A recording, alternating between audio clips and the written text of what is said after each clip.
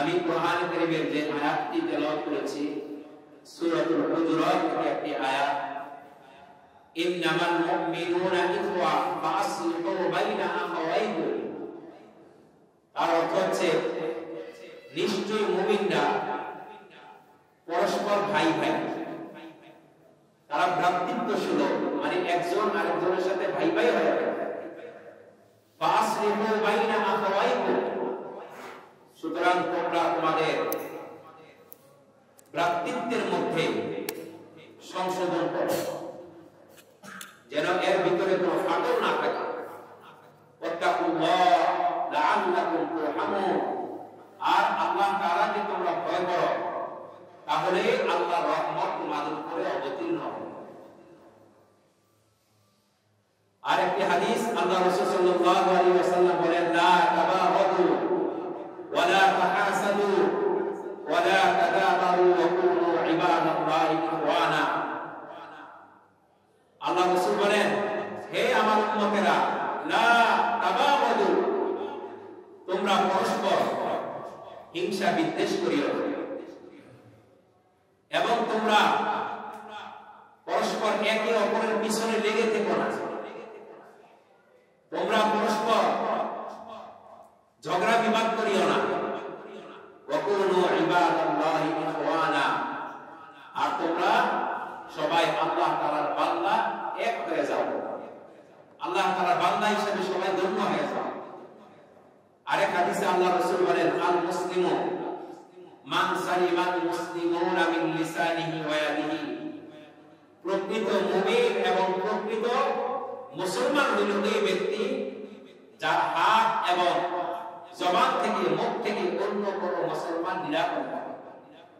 সুতরাং এর দ্বারা বোঝা যায়, কারো হাত থেকে, কারো জবান থেকে অপর মুসলমান যদি নিরাপদে না থাকে, তাহলে ওই ব্যক্তি প্রকৃত মুসলমানদের অন্তর্ভুক্ত হবে।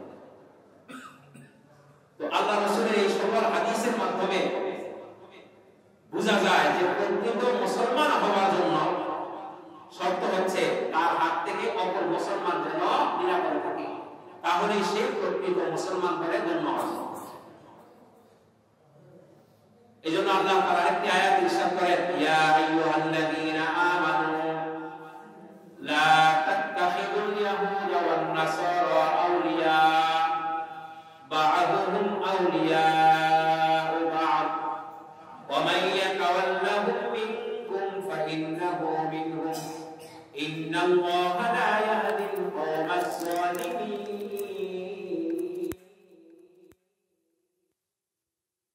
আল্লাহ বলেন, হে ঈমানদাররা, তোমরা ইহুদি এবং মুশরিকদেরকে কখনো তোমরা বন্ধুরূপে গ্রহণ করো না। ওয়া মান ইয়াতাওয়াল্লাহুম মিনকুম ফাইন্নাহু মিনহুম, তারা পরস্পর পরস্পরের বন্ধু, আর তোমাদের মধ্যে হতে যে তাদের অন্তর্ভুক্ত হয়ে যায়, তাহলে সে তাদের সাথে হবে। মান তাশাব্বাহা বিকওমিন ফাহুয়া মিনহুম, যে ব্যক্তির সাথে যার তাশাব্বু থাকে, যার মিল থাকে, যার মহব্বত থাকে, আল্লাহ রাসূল আলাইহিস সালাতু ওয়াস সালাম বলেন, কিয়ামতের দিন তার সাথে তার আসন নাসর হবে। সুতরাং যদি কোনো প্রকৃত মুমিন মুসলমান, সে যদি কোনো মুত্তাকি, কোনো খালিস দিনদার, নেককার লোকের সাথে যদি তার সম্পর্ক থাকে, তাহলে কিয়ামতের দিন তার আসন নাসর হবে ওই নেককার এবং মুত্তাকি লোকের সাথে। সোহবতে সালেহ তোরা সালেহ গুনা, সোহবতে সালেহ তোরা সালেহ গুনা। সৎসঙ্গে স্বর্গবাস, অসৎসঙ্গে সর্বনাশ, আমরা সবাই জানি। যার সাথে যার মহব্বত, তার সাথে তার কিয়ামত। আল মারউ মা'a মান আহাব্বা, প্রত্যেক ব্যক্তি ওই ব্যক্তির সাথে হবে যাকে সে খুব মহব্বত করত, যাকে সে দুনিয়াতে ভালোবাসত, যেই দলকে সে ভালোবাসত, যেই গোষ্ঠীকে সে ভালোবাসত। এজন্য আল্লাহ তাআলা আরেকটি আয়াত বলেন, ইয়াওমা নাদউ কুল্লা উনাসিন বিইমানিহিম ফামান উতিয়া কিতাবাহু বিয়ামিনিহি ফাউলাইকা ইয়াকরাউনা কিতাবাহুম ওয়া লা ইউযলামুনা ফাতিলা। আল্লাহ তাআলা বলেন, ইয়াওমা নাদউ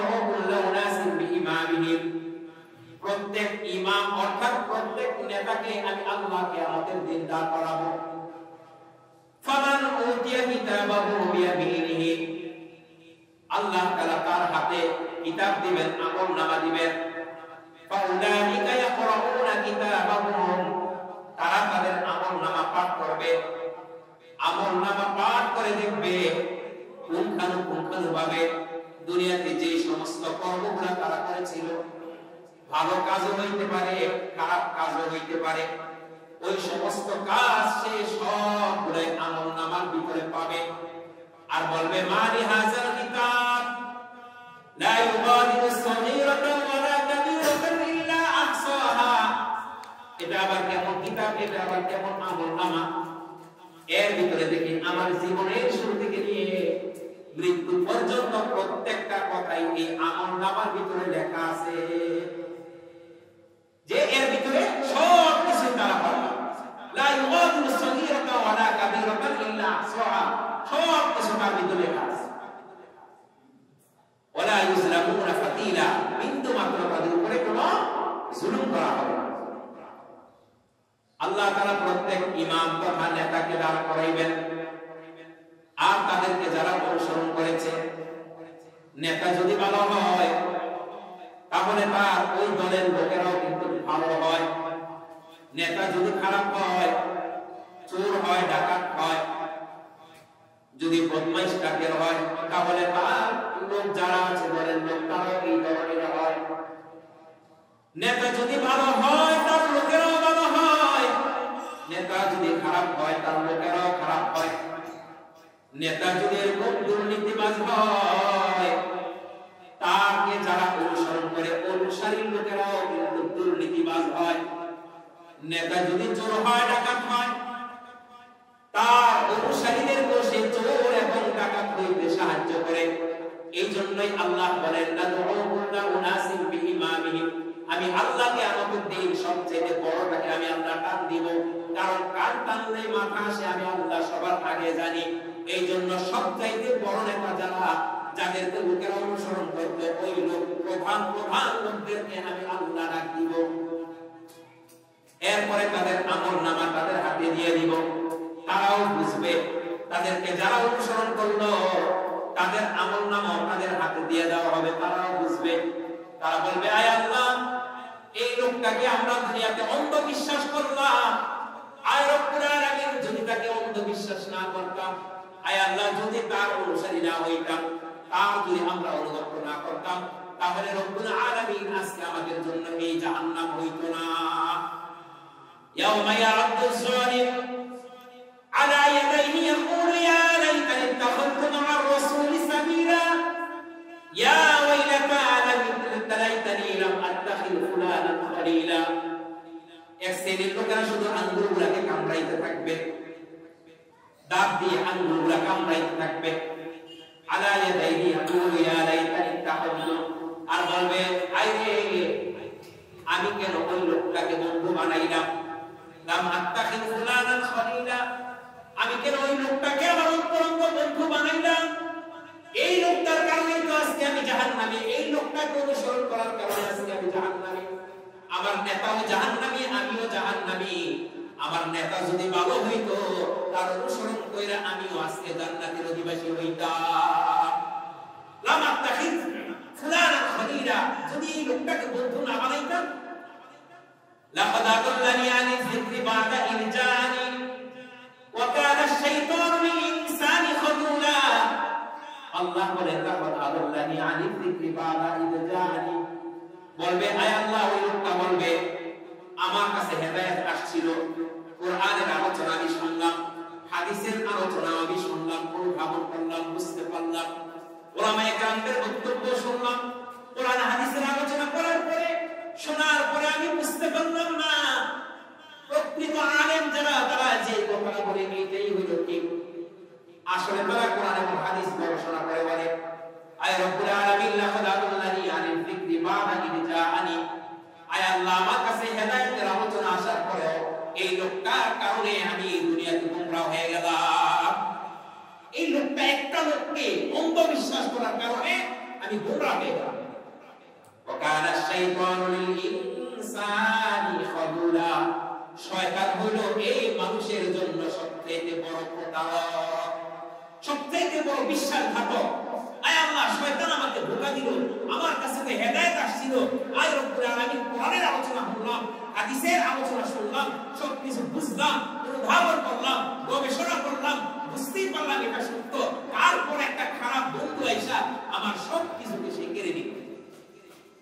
মানুষ নামে এই শয়তান আমাকে আইসা সে গোমরাহ করে ফেলল। বর্তমান অবস্থায় এরকম আমাদের দেশের মধ্যে এক শ্রেণীর লোকেরা অন্ধবিশ্বাস করে, ওই লোক যেটা বলে এটাই বিশ্বাস করে। যদি বলে তার অনুসরণ করতে হবে, জান্নাতে যাইবা, তারা তার অনুসরণ করে জান্নাতে যাওয়ার জন্য। কিন্তু ওই লোকটা কোনো জান্নাতের সার্টিফিকেট দেয় না, না সে জান্নাত পাইবে কিনা তার সেটাও দূরের কথা, এটার কথা সে নিজেও জানে না। কিন্তু মানুষকে নিজে যেন জান্নাতের সার্টিফিকেট দেয়, এরকম আছে না? কি বলেন? অনেক বিশ্বাস এরকম আছে, ভ্রান্ত আকীদা, যারা নিজেরা এরকম জান্নাতের সার্টিফিকেট দিয়ে দেয়। মনে হয় যে সে জান্নাত তার একটা শ্বশুর বাড়ি, মামার বাড়ি, মানে সে যেটা বলবে এটাই অন্ধ অনুকরণ, অন্ধ অনুসরণ, এটাই মানুষকে একেবারে গোমরাহ, মানুষকে পথভ্রষ্ট, মানুষকে সোজা জাহান্নামের দিকে নিয়ে যায়। তাহলে এই বর্তমানে এক শ্রেণীর লোক এক লোকের অনুসরণ করে হাজার হাজার মানুষগুলা, এই শ্রেণীর লোকগুলা তারা গোমরাহ এবং তারা পথভ্রষ্টতার শিকার হচ্ছে। আল্লাহ তাআলা সূরা কাহাফের একেবারে শেষের দিক দিয়ে আল্লাহ তাআলা ইরশাদ করেন, কুল হাল নুনাব্বিউকুম ফিল আখসারিনা আমালা আল্লাযীনা দাল্লা সা'য়ুহুম ফিল হায়াতিদ দুনিয়া ওয়া হুম ইয়াহসাবুন আন্নাহুম ইউহসিনুনা সুনআ। হে নবী, আপনি বলে দেন তাদেরকে, আমি কি তোমাদেরকে আমলের দিক দিয়ে যারা ক্ষতিগ্রস্ত ওই লোকদের কথা আমি কি বলবো কিনা, জানাই দিব কিনা? আল্লাযীনা দাল্লা সা'য়ুহুম ফিল হায়াতিদ দুনিয়া, যারা দুনিয়াবী হায়াতের মধ্যে, দুনিয়ার জীবনের মধ্যে যাদের আমলগুলো ব্যর্থ হয়ে গেছে, ওহুম ইয়াহসাবুনা আন্নাহুম ইউহসিনুনা সুনআ, আর তারা মনে করতেছে যে তারা নেক আমল করতেছে, তারা ভালো আমল করতেছে, মনে হয় তারা জান্নাতে যাবে, এই ধরনের বিশ্বাস তাদের, অথচ তাদের সমস্ত আমলগুলো বরবাদ হয়ে গেছে। তারা তাদের সমস্ত আমলগুলো বরবাদ হয়ে গেছে। তাদের ব্যাপারে কি আমি তোমাদেরকে বলবো? আল্লাহ রাসূলকে আল্লাহ তাআলা বলেছেন, উলাইকাল্লাযীনা কাফারু বিআয়াতি রাব্বিহিম ওয়া লিকাইহি হাবিতাত আমালুহুম ওয়া হাবিতাত আমালুহুম। তারা হলো ওই সমস্ত লোক যারা আমি আল্লাহ তাআলার আয়াতগুলোকে যারা অস্বীকার করেছে, ওয়া হাবিতাত আমালুহুম, এবং তাদের আমলগুলো নষ্ট হয়ে গেছে, তাদের আমলগুলো ফলে বরবাদ হয়ে গেছে। তো এক শ্রেণীর লোক যারা আমাদের দেশের মধ্যে, বিভিন্ন দেশের মধ্যে একটা লোকের অনুসরণ আর অনুকরণ করে তারাও এরকম পথভ্রষ্ট হয়ে গেছে। আর যেই লোকটা অনুসরণ করতেছে সেই লোকটার নাম আপনারা সকলে জানেন, মাওলানা সাআদ সাহেব। তিনি অত্যন্ত বুজুর্গ ছিল, কিন্তু তার কিছু গোমরাহ কথার কারণে, কোরআন এবং হাদিসের মুখালাফাত বিপরীত হওয়ার কারণে তিনি পথভ্রষ্ট হয়ে গেছেন। তার অনুসারী যারা তারাও পথভ্রষ্ট হয়ে গেছে। অথচ তারা মনে করতেছে ইউহসিনুনা সুনআ ওয়া হুম ইয়াহসাবুনা আন্নাহুম ইউহসিনুনা সুনআ। তারা মনে করতেছে তারা কত ভালো কাজ করতেছে, কত নেক আমল করতেছে, ওই লোকটাকে অনুসরণ করতেছে, অন্ধ অনুকরণ, অন্ধ বিশ্বাস, অথচ তাদেরকে গোমরাহের দিকে নিয়ে গেছে। এই যে গত 17 তারিখ রাত্রে প্রায় 3টার সময়, সকলে জানেন, টঙ্গী বিশ্ব ইজতেমার ময়দানে, সেখানে অনেক আলেম ওলামা, তালিবে ইলম, সাধারণ মুসল্লি যারা, তারা ইজতেমার কাজে রত ছিল, ব্যস্ত ছিল। এরকম সময় হঠাৎ করে রাত 3টা, 3:30টার সময় এই সাদ সাহেবের এক বাহিনী, গুন্ডা বাহিনী, সন্ত্রাস বাহিনী, হাতে বিভিন্ন কিছু অস্ত্র নিয়ে নিরস্ত্র মানুষের উপরে, যারা কাজে ব্যস্ত ছিল, কর্মরত ছিল, ওই সমস্ত লোকদের উপরে তারা অপরিকল্পিতভাবে তারা হামলা করেছে। সাথে সাথে ওই সময় তিনজন শাহাদাত বরণ করেছে। আমরা দোয়া করি যারা শাহাদাত বরণ করেছে আল্লাহ তাআলা তাদেরকে শাহাদাতের মর্যাদা দান করে তাদেরকে বিনা হিসেবে জান্নাতের ফয়সালা করুন, আমিন। আর যারা সেখানে আহত হয়েছে তারা যেন অতি তাড়াতাড়ি শিফা দান করে আল্লাহ তাআলা, এই জন্য আমরা সকলে কাজ করে দেব। তাহলে দেখেন এখন সাহায্য কি কারণে গোমরা, তার কিছু ভ্রান্তমূলক কথার কারণে, উক্তির কারণে, যেগুলো কোরআন এবং হাদিসের সম্পূর্ণ বিপরীত। কোরআনের সাথেও মিলে না, হাদিসের সাথেও মিলে না, সামঞ্জস্যপূর্ণ না। তার অনুসারী একজন মাওলানা আব্দুল্লাহ মানসুর, তিনি তার এক কিতাবের মধ্যে লিখেছেন, जो मौलाना साहब को इताअत ना करे, उसको मुखालफत करे, उसको कत्ल करना वाजिब है। जे मौलाना साहब के अनुसरण करবে না, তার বিরোধিতা করবে, ওই ব্যক্তিকে কতল করা, হত্যা করা ওয়াজিব বলেন নাউজুবিল্লাহ। এটা কি সে কি কোন নবী না কোন রাসূল না কোন সাহাবায়ে কেরাম না কোন এরকম তাবিঈ যে তাকে একেবারে কোরআন যেরকম অনুসরণ করা হয় তাকে এরকম ভাবে করতে হবে, হাদিস যেরকম অনুসরণ করা হয় তাকেও হাদিসের মতো অনুসরণ করতে হবে, না হয়তো জাহান্নাম। এটা তো কোথাও এরকম লেখা, কিন্তু ওই লোক এমন অন্ধবিশ্বাসী যে যার সাথে যে না মানবে তাকে হত্যা করা ওয়াজিব, নাউজুবিল্লাহ। এই ধরনের কথা কোন মানুষ মুসলমান যদি বলে তাহলে তার মুসলমানিত্ব থাকতেই পারে না, সেই জন্য মুসলমান থেকে খারেজ হয়ে গেছে। এবার আসি যার সাথে কি কারণে গোমরা, তার যুক্তিগুলা কি। তিনি বলেছেন মোবাইল, যে মোবাইল আমরা ব্যবহার করি অর্থাৎ touch mobile, Android set, mobile को जेब में रखकर नमाज पढ़ना और नमाज हराम है। मोबाइल के पॉकेटे রাখা কোন ব্যক্তি যদি টাচ মোবাইল পকেটে রেখে যদি নামাজ পড়ে তাহলে তার নামাজ হবে না, তার নামাজ হারাম হয়ে যাবে, নাউজুবিল্লাহ। একটু চিন্তা করলে বোঝা যায়, দেখেন সাধারণ মানুষ অনেক সময় তার মোবাইলটা অনেক প্রয়োজন, এটা দ্বারা যদি সে কোনো গুনাহের কাজ করে তাহলে সে গুনাহ হবে, এটা আলাদা ব্যাপার, ভিন্ন ব্যাপার। কিন্তু যখন সে নামাজ পড়তেছে তখন তো আর গুনাহের কাজের ভিতরে সে লিপ্ত না। সুতরাং সে মোবাইলটা বন্ধ করে সাধারণত নামাজ পড়তেছে, তো এই নামাজের সাথে এখন আর মোবাইলের সাথে কোনো সম্পৃক্ততা নাই। তো এখন তার নামাজ হবে না কেন? তার নামাজ না হওয়ার তো কোনো কারণই নেই। মোবাইলের ভিতরে কোনো কিছু থাকে এটার জন্য সে আলাদা গুনাহগার হবে, কিন্তু নামাজরত অবস্থায় তো আর সে মোবাইলটা দেখতেছে না, এই জন্য তার নামাজ না হওয়ার কোনো কারণ নাই। অথচ মাওলানা সাহেব বলছেন যে তার নামাজই হবে না, নাউজুবিল্লাহ। কারণ এটা ভুল ফতোয়া, ওনার যে ফতোয়া দিছে, উনি যে উক্তি করছে এটা সম্পূর্ণ ভুল। এরপরে আসে 2 নম্বর, कुरान को मोबाइल से देखकर पढ़ना वो नाजायज है। তিনি বলেছেন কোরআনকে মোবাইল থেকে দেখে পড়া এটা সম্পূর্ণভাবে নাজায়েজ, এটা হারাম। এটা কিভাবে হয়? এটা হইতে পারে না। কারণ একটা মানুষ মনে করেন আপনার কোরআনে কারীমের কোন আয়াত মুখস্থ নাই, সূরা মুখস্থ নাই, এখন হঠাৎ করে এক জায়গায় যদি আপনি গেছেন, ওই জায়গায় দেখা গেছে কোরআনে কারীম নাই। এই ক্ষেত্রে আপনার একটা মোবাইল আছে, মোবাইল থেকে আপনি সফটওয়্যার কোরআন শরীফ নামিয়ে আপনি পড়লেন, তো এটা যদি হারাম হয় তাহলে কমপক্ষে এই সময় তো সে মোবাইল দেখার ভিতরে লিপ্ত থাকবে, ওইটা তো আরো গুনাহের ভিতরে লিপ্ত। কমপক্ষে এই সময় তো সে মোবাইলটা পড়ার কারণে, এর থেকে কোরআন শরীফ দেখার কারণে গুনাহ থেকে তো সে বঞ্চিত হয়ে গেল, মানে সে তো আর গুনাহ করলো না, তাহলে এখানে সে হারামের মধ্যে কিভাবে লিপ্ত হবে? তাই এটা ওনার ভুল ফতোয়া।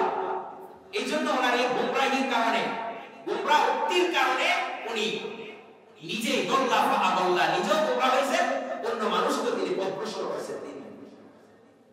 এরপর আসেন আরেকটি উক্তি ওনার, जो नमाज पढ़ाकर और तालीम कुरान देकर तनख्वाह ले, ओ बेशा की तरह तनख्वाह।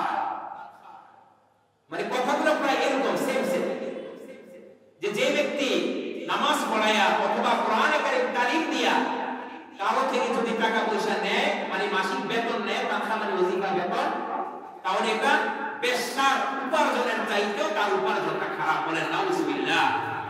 এটা কিছুতেই হইতে পারে না। কিভাবে হবে? কারণ যদি কোনো ব্যক্তি মনে করেন এখন তালিমে কোরআন কোরআন তালিম দিয়া মানুষ থেকে এরকম টাকা পয়সা নেয়, এটা যদি বেশ্যার থেকে হারাম করো তাহলে আর দুনিয়ার ভিতরে কোরআনে কারীম তালিম থাকবেই না। কারণ লা ইয়াসআলুনা আন-নাসা ইলহাফা, আল্লাহ তাআলা বলেন তারা মানুষের কাছে চায় না। সাহাবায়ে কেরাম তারা কখনো মানুষের কাছে চাইতো না বিনা তাআফফুফ, কারণ তারা নিজেরা পবিত্র থাকতো। কেন? কারণ তারা নিজেরা তালিম দিত, নিজেরা তালিম শিখত, আর অন্যান্য মানুষ তাদেরকে বুঝতেই পারতো না যে তারা যে গরিব অসহায়।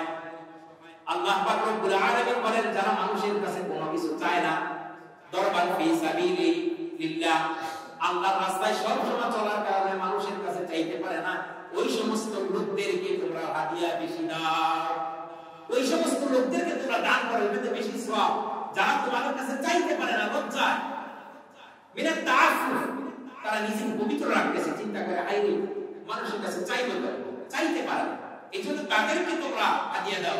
সাহাবায়ে কেরাম কখনো মানুষের কাছে তারা চাইতেন না, কিন্তু দ্বীনি শিক্ষা তারা দিতেন।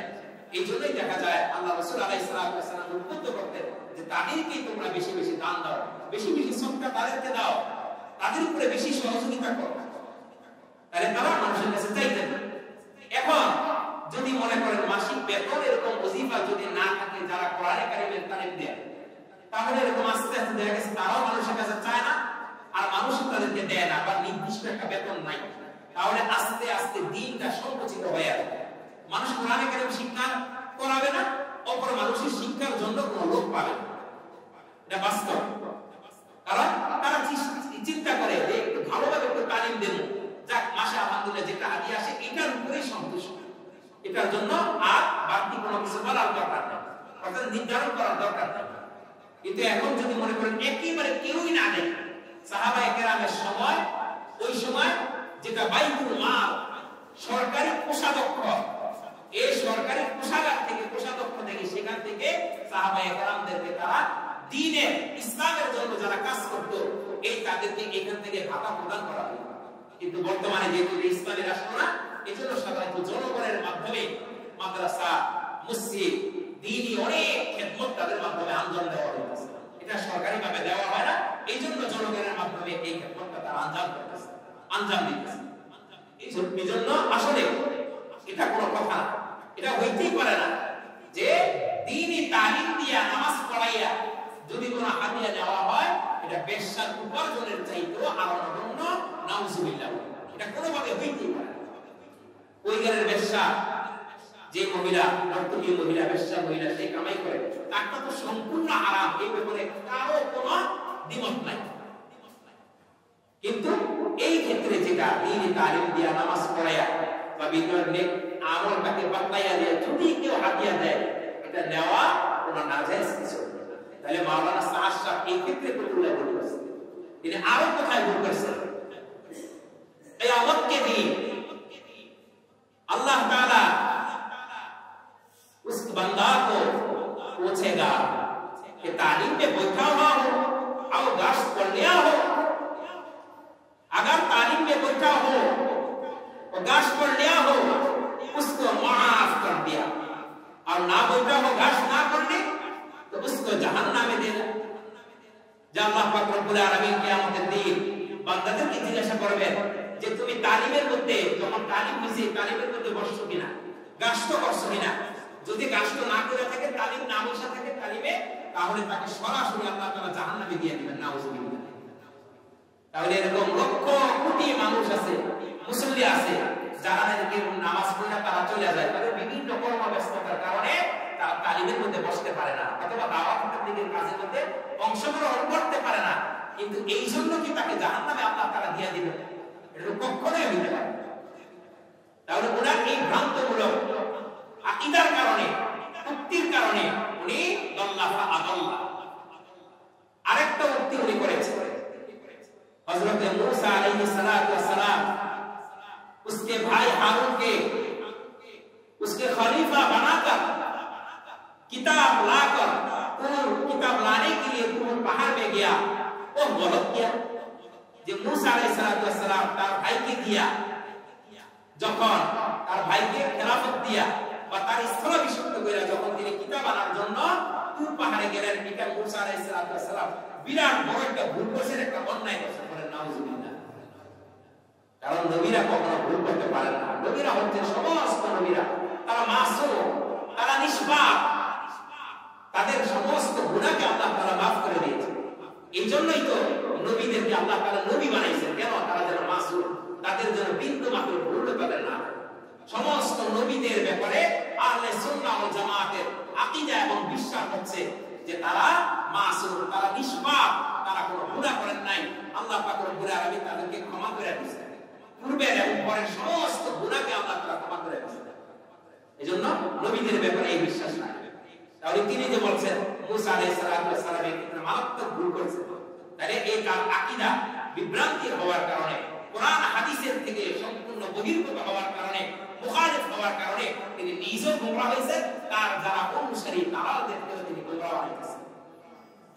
এজন্য আপনারা জানেন যে এই 17 ডিসেম্বর 2024 সালে যেরকম ভাবে ইসরায়েলি মুসলমানদের উপরে, আলেম ওলামাদের উপরে, তালেবে ইলমদের উপরে এবং যারা প্রকৃত পক্ষে দিনদার, মুত্তাকি, পরহেজগার সাধারণ মুসলিমদের উপরে অতর্কিতভাবে যারা হামলা করেছে, তাদের বিচার যেন পুঙ্খানুপুঙ্খানুভাবে হয়, আমরা এই দাবি আমার সরকারের কাছে জানাই। এই জন্য যারা সাতপন্থী, সাতের যারা অনুসারী, তারা বিভ্রান্ত, তারা গোমরাহ, কারণ তারা একটা লোককে অনুসরণ করতেছে, অন্ধবিশ্বাস। যে লোকটা কোরআন এবং হাদিসের বিপরীত চলতেছে, তার কেন আমি অনুসরণ করব? বলে আমার পীর তো ততক্ষণ পর্যন্ত পীর হিসাবে থাকবে যতক্ষণ পর্যন্ত সে কোরআনের পক্ষে থাকবে, হাদিসের পক্ষে থাকবে।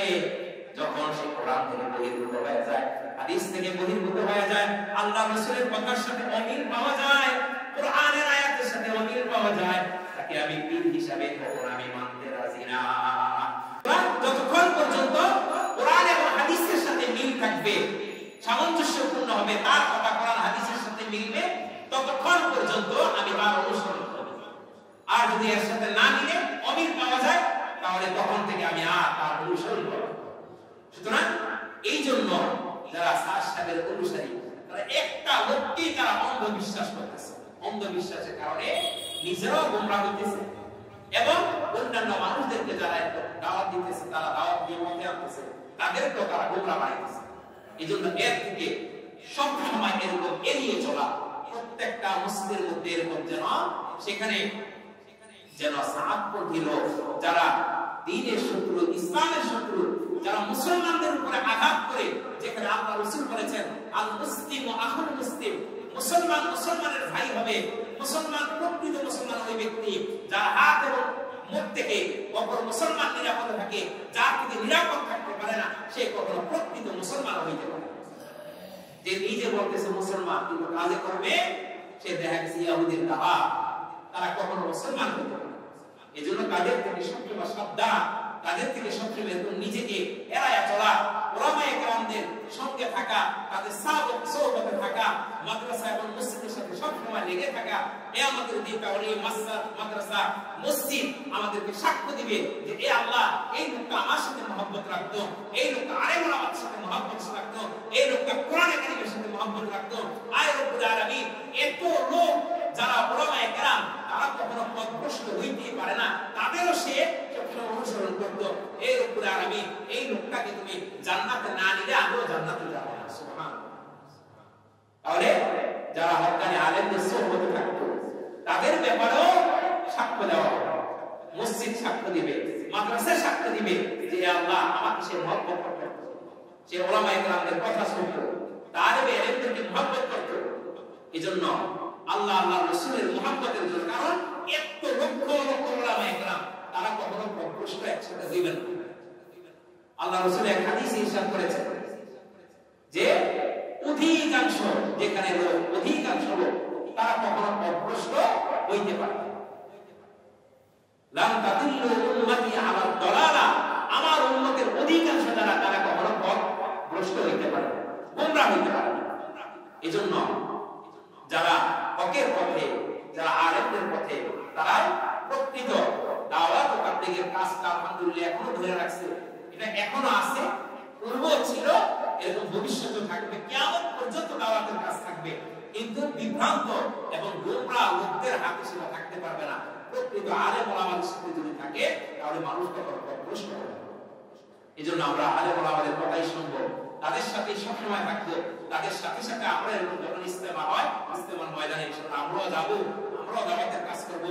প্রত্যেকটা কাজই আসলে দাওয়াতের কাজ। যারা আযান দেয় তারাও দাওয়াতের কাজে লিপ্ত, যারা এরকম জিকির আজকারের মধ্যে মত্ত আছে তারাও দাওয়াতের কাজে লিপ্ত, যারা জিহাদে অংশগ্রহণ করে আছে দ্বীন ইসলামকে এদায়ে কালিমাতুল্লাহ আল্লাহর কালিমা উঁচু করার জন্য মুশরিকদের বিরুদ্ধে যারা লড়াই করে তারা এরকম আল্লাহর রাস্তার ভিতরে দাওয়াতের কাজের মধ্যে তারা লিপ্ত, যারা ইমাম হিসাবে আছেন, খতিব হিসাবে আছেন, ওয়াইজ হিসাবে আছেন, কাতেব তোলা লেখক হিসাবে আছেন, তারাও দাওয়াতের কাজের ভিতরে লিপ্ত। এক একজন এক এক ভাবে দাওয়াতের কাজের ভিতরে লিপ্ত আছে। এইজন্য আমরা সবসময় ওলামায়ে কেরামদের সঙ্গ থেকে, তাদের সাথে থেকে সবসময় এত মৃত্যু পর্যন্ত আমরা দাওয়াতের কাজের ভিতরে লিপ্ত থাকবো। আল্লাহ পাক রব্বুল আলামিন আমাদের সবাইকে কথাগুলোর উপরে সহিভাবে সুন্দরভাবে যেন আমরা আমল করতে পারি, হক্কানি আলেমদের সোহবতে যেন আমরাও থাকতে পারি। আল্লাহ তাআলা সবাইকে তৌফিক দান করবেন। আল্লাহুম্মা সাল্লি আলা মুহাম্মাদিন ওয়া আলা আলি মুহাম্মাদ কামা সাল্লাইতা আলা ইব্রাহিম ওয়া আলা আলি ইব্রাহিম ইন্নাকা হামিদুম মাজিদ। আল্লাহুম্মা আনতাস সালাম ওয়া মিনকাস সালাম وحينا ربنا في السلام تبارك ربنا وتعالى يا ذا الجلال والإكرام. ربنا ظلمنا أنفسنا وإن لم تغفر لنا وترحمنا لنكونن من الخاسرين. ربنا آتنا في الدنيا حسنة وفي الآخرة حسنة وقنا عذاب النار. يا رب العالمين يا أرحم الراحمين يا ذا القوة المتين. أي الله مهرباني করে আমাদেরকে maaf করিয়ে দেন আল্লাহ। আয় রব্বুল আলামিন আমাদের জিন্দেগীর সকল গুনাহ খাতা maaf করিয়ে দেন আল্লাহ। আয় আল্লাহ যারা কবরবাসিত হয়েছে, অনেকের বাবা মা দাদা দাদি নানা নানি আত্মীয়-স্বজন মাতৃকুল পিতৃকুল থেকে আল্লাহ সকলকে আপনি নাজাতের ওসিলা করিয়ে দেন আল্লাহ। আয় আল্লাহ যারা বেঁচে আছেন তাদেরকে দীর্ঘ নেক হায়াত দারাজ করিয়ে দেন আল্লাহ। আয় আল্লাহ যারা অসুস্থ যে যেখানে আছে তাদেরকে শিফায়ে কামিল আজিলা কায়েমা দান করিয়ে দেন আল্লাহ। আয় রব্বুল আলামিন এখানে অনেক ভাই আছে যারা শারীরিকভাবে অসুস্থ, আয় আল্লাহ তাদেরকে আপনি শিফা দান করিয়ে দেন আল্লাহ। আয় রব্বুল আলামিন যারা বিপদ আপদ করা মুসিবত পেরেশানির মধ্যে আছে, বিপদ আপদ থেকে আপনি উদ্ধার করিয়ে দেন আল্লাহ। আয় রব্বুল আলামিন মৃত্যু পর্যন্ত আমরা যেন আপনি আলেম ওলামাদের সোহবতে থাকতে পারি সেই তৌফিক দান করে দেন আল্লাহ। আয় রব্বুল আলামিন আল্লাহ খাস করে মৃত্যু পর্যন্ত আমাদের দ্বারা আপনার দাওয়াতের কাজ আপনি করাইয়ে নিয়ে আল্লাহ। আয় রব্বুল আলামিন সঠিকভাবে বুঝার তৌফিক নসিব করেন আল্লাহ। আয় রব্বুল আলামিন ইয়া আল্লাহ আমাদেরকে গোমরাহ করেন না, আমাদেরকে পথভ্রষ্ট করেন না। আয় রব্বুল আলামিন কোরআন হাদিসের অনুযায়ী যেন আমরা চলতে পারি সেই তৌফিক দান করে দেন আল্লাহ। আয় রব্বুল আলামিন আমাদের ছেলেমেয়েদেরকে পিতামাতার অনুগত সন্তান বানাইয়া দেন আল্লাহ। আয় রব্বুল আলামিন মানুষের মতো মানুষ হওয়ার তৌফিক দান করেন আল্লাহ। আল্লাহুম্মা ইগফির লানা ওয়া লিওয়ালিদাইনা ওয়া কুর রাব্বি ইরহামহুমা কামা রাব্বায়ানি সগীরা। আয় আল্লাহ জানিয়া কোন দিন জানি আমরা সবের আমিনের হাতে ধরা পড়ে সেই মুসিবতের সময় বিতাড়িত শয়তানকে দূরে রেখে নবীজির নূরের চেহারাকে দেখাইয়া দেন। আমাদের সকলের জবানে জারি করিয়া দিন কুতুবানি লা ইলাহা ইল্লাল্লাহ